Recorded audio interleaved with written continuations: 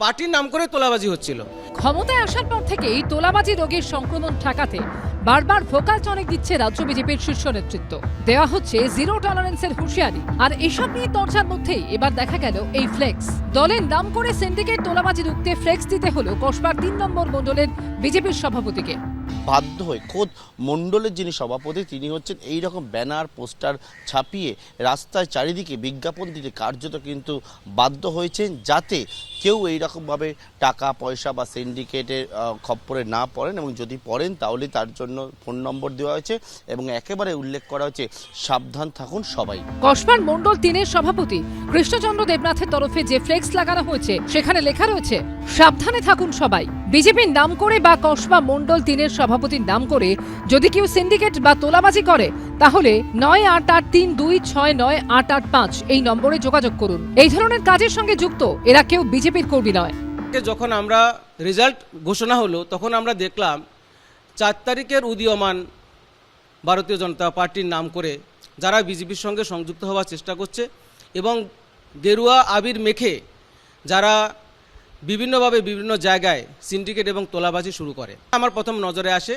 এবং রাস্তার উপরে বালি এবং সিমেন্ট ফেলে পুরো রাস্তা প্রায় দখল, যেটা দীর্ঘ 15 বছর ধরে এরা করেছে। ওখানে আমাদের যখন একজন কার্যকর্তা ওখানে জিজ্ঞাসা করে যে এটা কি বিষয়, তখন ওখানকার যিনি ফেলছিলেন তিনি বলছেন যে আমার সঙ্গে মণ্ডলের কথা হয়ে গেছে। দিন কয়েক আগেই তার নাম করে তোলাবাজির অভিযোগ তুলেছিলেন খোদ বিজেপির রাজ্য সভাপতি। আমার নাম করে আমার ছবি দিয়ে টাকা বিভিন্ন জায়গায় সে টাকা চাইছিল।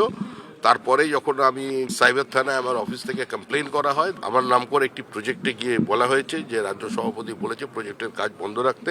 আমি জানি না ঘটনার বিন্দু বিসর্গ। কসবার তোলাবাজি সিন্ডিকেট প্রসঙ্গে তৃণমূল যোগের অভিযোগ তুলেছেন বিজেপির মণ্ডল সভাপতি। ধরার পরে দেখা গেছে যে যেই ছেলেটা ওখানে ওগুলো ফেলছে তাদেরকে আমরা চিনিই না এবং ভারতীয় জনতা পার্টির সঙ্গে তাদের কোনো সংযোগ নেই।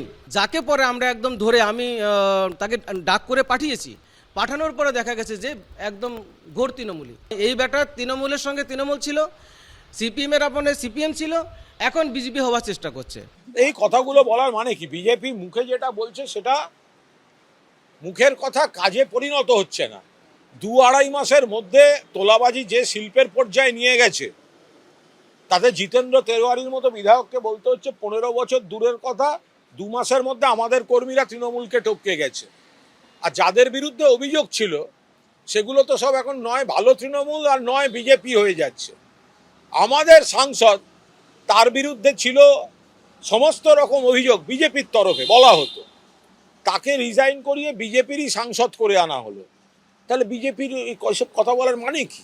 বিজেপিতে পার্টি করে খাওয়ার ট্র্যাডিশন নেই, নাহলে বিজেপি ছেড়ে দিন অন্য কোনো রাজনৈতিক দল করুন। যদি তোলাবাজি করে খেতে হয় তো তৃণমূল কংগ্রেস করুন না, সেই তৃণমূল হোক ওই তৃণমূল হোক, কোনো একটা তৃণমূল কংগ্রেস করুন, বিজেপিতে থাকার কি দরকার? বারবার কড়া বার্তা দেওয়া হচ্ছে, কিন্তু তাতে কাজ হচ্ছে কি আদৌ? পার্থপ্রতিম ঘোষের রিপোর্ট, এবিপি আনন্দ, কলকাতা। এবিপি আনন্দ, এগিয়ে থাকে, এগিয়ে রাখে।